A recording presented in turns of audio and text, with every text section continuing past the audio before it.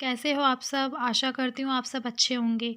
अगर आप चैनल पर पहली बार हैं तो लाइक करो, सब्सक्राइब करो और बेल आइकन को प्रेस कर देना ताकि सारी समय से वीडियो आपको मिलती रहे। देखो, हमने कल क्या पढ़ा था? कल हमने पढ़ा था आयगत और पूंजीगत व्यय होते क्या हैं हमारे, है ना। आयगत और पूंजीगत व्यय हमने देख लिए थे। आयगत में हमारे दो होते हैं, दो तरीके के व्यय। एक तो होते हैं हमारे प्रत्यक्ष व्यय और एक अप्रत्यक्ष व्यय, मतलब डायरेक्ट एक्सपेंसेस और इनडायरेक्ट एक्सपेंसेस। डायरेक्ट एक्सपेंसेस हमारे क्या होते हैं? डायरेक्ट एक्सपेंसेस जो माल को बनाने तक लाने तक होते हैं हमारे खर्चे, वो हम होते हैं डायरेक्ट एक्सपेंसेस। इनडायरेक्ट होते हैं माल के बन जाने पर, तैयार हो जाने पर, जब वो बेचने योग्य हो जाता है उसके बाद जो भी खर्चे होते हैं वो होते हैं हमारे इनडायरेक्ट एक्सपेंसेस। ठीक, अब हम देखते हैं कैपिटल व्यय कि पूंजीगत व्यय कैपिटल एक्सपेंसेस होता क्या है। देखो, संपत्तियां व्यापार के प्रयोग में आने वाली वस्तुएं जिन्हें आवश्यक होने पर नगद वसूली की जा सके। के व्यापार के प्रयोग में आने वाली वस्तुएं जिन्हें आवश्यकता होने पर पुनः नगद वसूली की जा सके। संपत्ति क्या है? संपत्ति से हम नगद वसूली कर सकते हैं। संपत्तियां कितने प्रकार की होती है? हमारी संपत्ति होती है मतलब संपत्तियां कितने प्रकार की होती है? दो प्रकार की। फिक्स एसेस्ट हमारे कितने प्रकार के होते हैं? फिक्स एसेस्ट होते हैं हमारे दो प्रकार के, टेंजेबल और इनटेंजेबल। ये हमारी टेंजेबल है और ये हमारी इनटेंजेबल है। टेंजेबल वो जिसे देखा जा सके, छुआ जा सके। इनटेंजेबल जिसे ना देखा जा सके ना छुआ जा सके, है ना। ये हो गया आपका क्लियर। इंटेंजेबल और टेंजेबल जिसे छुआ जा सके, देखा जा सके, जिसे महसूस किया जा सके, और इंटेंजेबल जिसे ना देखा जा सकता है ना छुआ जा सकता है। अब इसमें कौन कौन से इसमें आती है? फिर एक इन्वेस्टमेंट आती है। एसेस्ट के अंतर्गत हमारा एक इन्वेस्टमेंट आता है। इन्वेस्टमेंट लॉन्ग टर्म इन्वेस्टमेंट हो गया, है ना। करंट एसेस्ट आते हैं। चालू संपत्ति। चालू संपत्ति क्या होती हैं वो हम आपको अभी पढ़ाएंगे आगे। देखो, अब फिक्स एसेस्ट में एस्टिमेट लाइफ, अनुमानित जीवन काल, 1 वर्ष से अधिक, है ना इनका।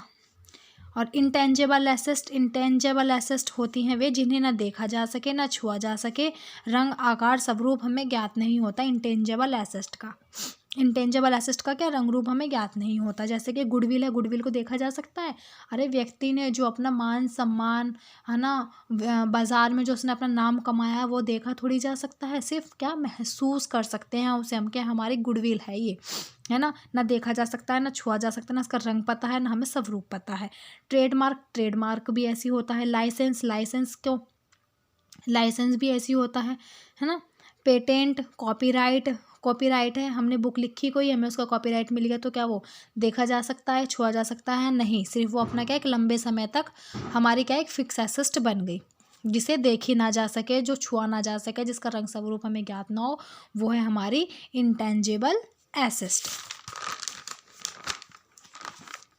देखो, टेंजेबल एसेस्ट क्या होती है? जिसे देखा, छुआ या रंग स्वरूप आकृति ज्ञात हो।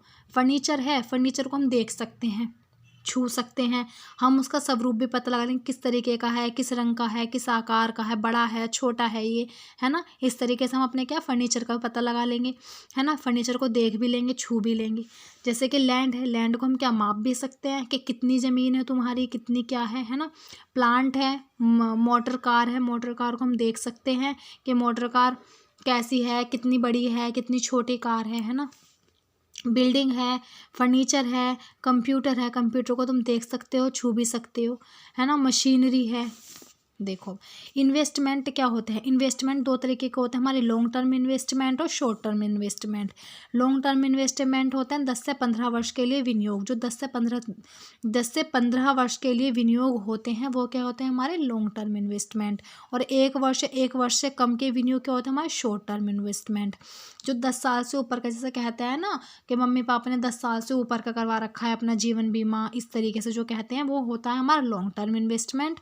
और 1 वर्ष जो 1 साल का या ऐसे लोग बाग करवा लेते हैं अपनी फिक्स, क्या करवाते हैं अपना, जैसे कि 1 वर्ष के लिए क्या करवाते हैं वो अपनी सेविंग करवा लेते हैं सिर्फ 1 वर्ष के लिए। जब 1 साल पूरा हो जाता है तो वो सेविंग अपनी कंप्लीट हो जाती है।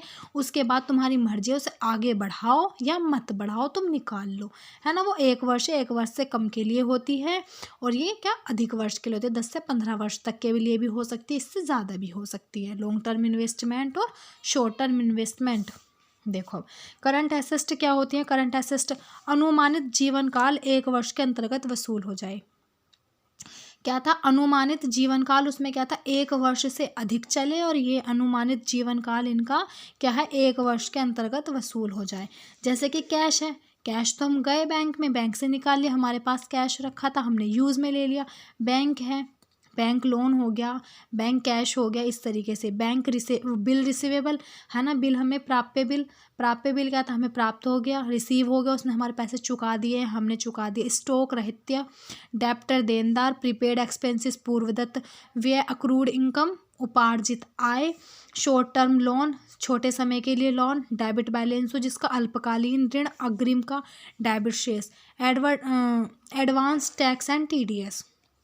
ये क्या होते हैं हमारे, ये सारे हमारी होती है चालू संपत्तियाँ, है ना। चालू संपत्तियाँ क्यों, कौन कौन सी हमारी, cash, bank, bill receivable, stock, debtor, prepaid expenses, accrued income, short term loan, debit balance जिसका हो, है ना, और एडवांस टैक्स एंड टीडीएस। अब देखो इनकम, इनकम होती क्या है, इनकम आयगत व्यय और पूंजीगत व्यय, मतलब रिवेन्यू इनकम और कैपिटल इनकम। अब आप सोच रहे होंगे कि अभी तो हमने पढ़ा था कैपिटल, वो इनकम नहीं था, वो था क्या, कैपिटल एक्सपेंसेस, है ना, कैपिटल, ये रहा कैपिटल एक्सपेंसेस, और ये क्या पढ़ा था, रिवेन्यू एक्सपेंसेस। अब हम पढ़ेंगे कि रिवेन्यू इनकम होती क्या है और कैपिटल इनकम होती क्या है। ये रहा, रिवेन्यू इनकम क्या होती है और कैपिटल इनकम क्या होती है। ऐसी आय जो केवल 1 वर्ष तक के लाभों को प्रभावित करती है, ऐसी आय जो केवल 1 वर्ष तक के लाभों को प्रभावित करे, और ऐसी आय जो 1 वर्ष से अधिक के लाभों को प्रभावित करे। वही है सेम जैसे हमने पीछे पढ़ा था कि ऐसी आय जो केवल 1 वर्ष तक के लाभों को प्रभावित करे, और ये जो 1 वर्ष से ज़्यादा के लाभों को प्रभावित करे। पुनर्भुगतान रीपे नहीं करना होता है, मतलब क्या, पुनर्भुगतान हमें दोबारा रीपे नहीं करना होता है, और पुनर्भुगतान रीपे करना होता है। जैसे हमारी मशीन ख़राब हो गई तो हमें मशीन की मरम्मत करानी पड़ेगी, इस तरीके से इसमें क्या है, रीपे है। P&L अकाउंट में हस्तांतरण किया जाता है, इसका रिवेन्यू इनकम का P&L अकाउंट में हस्तांतरण होता है। अगर तुम्हारी उपार्जित आय है तुम उसे कहाँ लिखोगे, P&L के क्रेडिट साइड लिखोगे, और ये बैलेंस शीट के दायित्व पक्ष में लिखे जाते हैं, है ना। कैपिटल है हमारी इनकम, तो हमारे क्या बैलेंस शीट में दायित्व लाइबिलिटी साइड आते हैं, सारे दायित्व हमारे कहाँ आते हैं, लाइबिलिटी साइड आते हैं, है ना। जैसे हमारी क्या क्रेडिटर्स हो गए, बिल्स पेबल हो गए, ये क्या हमारे दायित्व हैं, हमें चुकाने हैं, तो हमारे ये सबका है दायित्व, सब वहीं जाएंगे ये। अब देखो रिवेन्यू इनकम अब होती क्या है। रिवेन्यू इनकम 2 तरीके की होती है, अप्रत्यक्ष और प्रत्यक्ष। पीछे क्या पढ़ा था हमने, एक्सपेंसेस, प्रत्यक्ष एक्सपेंसेस, प्रत्यक्ष व्यय और अप्रत्यक्ष व्यय, है ना, डायरेक्ट एक्सपेंसेस और इनडायरेक्ट एक्सपेंसेस। अब देखो डायरेक्ट इनकम क्या होती है, इनडायरेक्ट इनकम क्या होती है। डायरेक्ट इनकम क्या होती है, माल निर्माण के दौरान होने वाली आय। हम माल निर्माण कर रहे हैं, उस दौरान हमें कोई आय प्राप्त हो गई, माल निर्माण के बाद की आय। माल हमारा कितने का था, 200 का था, लेकिन हमने 300 रुपये में बेचे थे, तो 100 रुपये की हमें आय प्राप्त हो गई। प्रति इकाई लागत को प्रत्यक्ष रूप से प्रभावित करते हैं, प्रति इकाई, एक इकाई को लागत को प्रत्यक्ष रूप से प्रभावित करते हैं, और प्रति इकाई लागत को प्रत्यक्ष रूप से प्रभाव नहीं डालते हैं। एग्जाम्पल देखो इसका, stay of wastage scrap, example rent receive के, जैसे कि देखो इसमें क्या लिखा है, ये स्टे ऑफ वेस्टेज स्क्रैप, जैसे कोई हमारा माल था, ख़राब हो गया था, हमने वो कचरे में बेच दिया, तो हमें क्या उससे इनकम हो गई, है ना। जैसे हमारे पास कूड़ा करकट पड़ा था थोड़ा बहुत, है ना, कचरा था, प्लास्टिक थी थोड़ी बहुत, तो हमने वो क्या करा, वो बेच दी, तो हमें क्या उससे इनकम प्राप्त हो गई। इस तरह से मतलब स्क्रैप होता है बेकार माल, बेकार माल से भी हमें इनकम प्राप्त हो जाना। देखो अब इनडायरेक्ट एक्सपेंसेस, मतलब इनडायरेक्ट इनकम क्या होती है हमारी। एग्जांपल देखो इसके, रेंट रिसीव, हमें किराया प्राप्त हो गया, तो क्या वो हमारी इनकम है। कमीशन रिसीव्ड है कि हमने किसी को कुछ माल बेचा था, उसमें हमें कमीशन उसने दे दिया, कमीशन, तो हमें कमीशन मिल गया, तो हमारी क्या है, ये इनकम है। डिविडेंड रिसीव्ड, ये भी हमारी इनकम है, लाभांश प्राप्ति।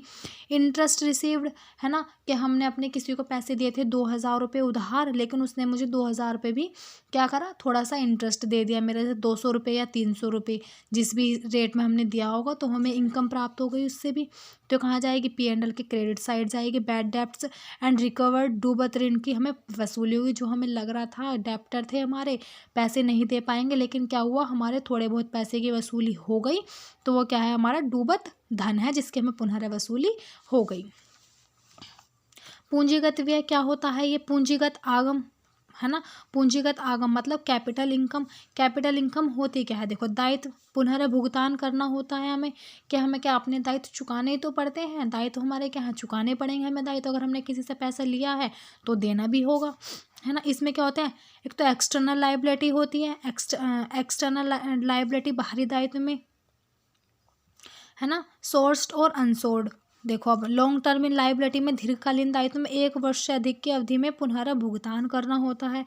अब एक्सटर्नल लायबिलिटी और इंटरनल लायबिलिटी, ये दोनों क्या होती है, हमारी लॉन्ग टर्म लायबिलिटी होती हैं। एक्सटर्नल लायबिलिटी और इंटरनल लायबिलिटी दोनों हमारी क्या है, लॉन्ग टर्म लायबिलिटी होती हैं। अब इसमें एक और आता है short term liability. Short term liability है शॉर्ट टर्म लायबिलिटी अल्पकालीन दायित्व, यहाँ पर गलत लिखा गया है, ये दीर्घकालीन नहीं होगा, ये हमारा अल्पकालीन है।